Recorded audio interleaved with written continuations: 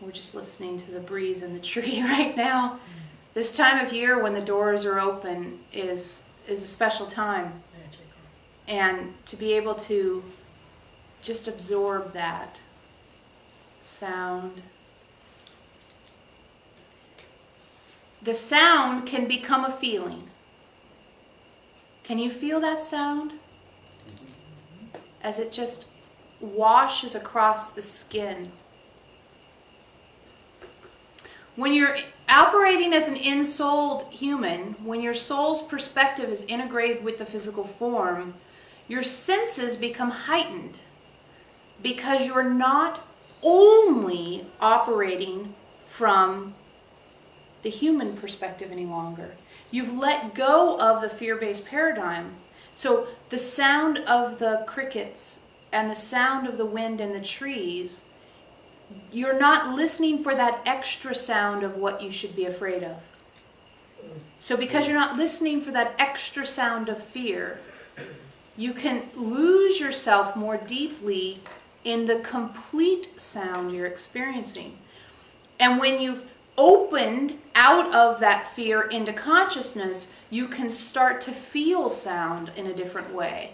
You can start to experience smell and vision and touch and taste in a different way as well. But since tonight we're focused on hearing those sounds, we just wanted to make sure you're aware that those sounds wash over you when you're not telling the sound what it should be. You're not saying, sound helps me keep out of danger. You're saying, sound, tell me the truth of you. Our message for so many weeks now is the way you interact with the world is being modified as you ensoul the lower chakras.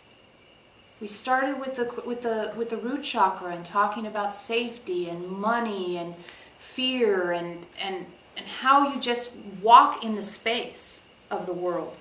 Then we started looking at the second chakra, sexuality and sensuality and how you feel, and can you feel the sound of the leaves moving. This is all second chakra. This is all your tactileness. And as you opened up your arms and allowed those crooks there to experience this energy that's in the room tonight, it's like, yes, I want my arms to be open to receive. Now, because we have neutral observation, which of course includes boundaries, and we have preferences instead of judgments, you can say I'm open to receive, and you can very quickly say, and I'm not interested in receiving you, but I am interested in receiving you, right? So it's not as though you're saying, come on, whatever you are. No, it's, I feel safe enough within my own system of knowing how my tools work to open myself up to possibility, rather than decide ahead of time it's not going to happen or it can't happen or I'm not skilled enough.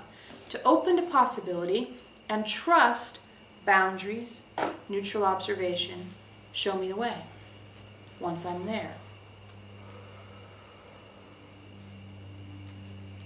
What's interesting is this isn't even a heart chakra thing yet. We're not even at the heart chakra, right? We are at the second chakra. We are at just how you sense the world. The shortened version. Second chakra, how you sense the world. The senses you have. We haven't gotten to, quote, love. We haven't gotten to that kind of stuff. We're not even close to that. We're still going, wow, I can feel the leaves. I can feel my ability to be open. I can experience myself physically in a brand new way. Anyone else feel it there in your arm there? Do you feel it?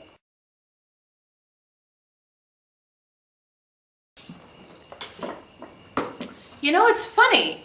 Most of the time, the first thing that pops in is what we go with. So I'm just going to check in on that because it's a very funny one. All right. Sneaky September. Isn't that funny? We've never had sneaky anything before. So we want to see why that word just a moment.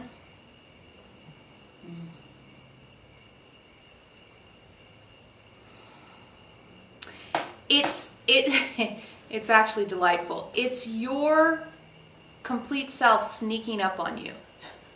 It's like, you know how we said it's just on the other side of the door? So it's always like, are you here? Boof, boof, here I am. Boof.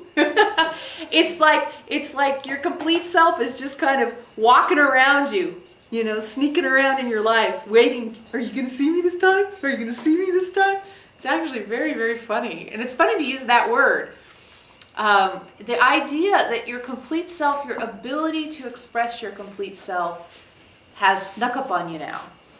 And there it is. Just right there. Just waiting to pop up in your life. And there's this sense, you know, this is really important. Really, really, really, really important. And we talked about this, it's maybe a year ago. Remember when everyone was running around feeling like everybody thought you were a bitch? You were like, because there was this sense of, I'm going to show up as my true self. We didn't say it back then. We don't know what we used to say. But it was like, I think people are going to have to think I'm a bitch in order to stand up for myself.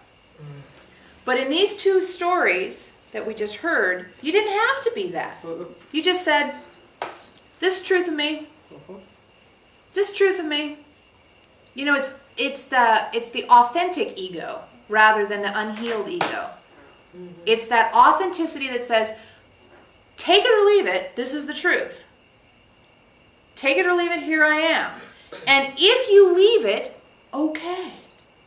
I don't have to make you make me happy. I don't have to make you act a certain way in order for me to feel like I'm a good person. Like all that stuff we've been able to peel away because it's not your external circumstances telling you who you are. It's your internal dynamic telling you who you are. So you're at peace with who you are in the emails. You're at peace with who you are in these conversations. Maybe sometimes the boat gets a little rocky, but it doesn't take you away from the truth of you that you're operating from. Right. And it also does, you don't have to be cranky because there's no need to be cranky in the experience because you're just saying, this is the truth for me.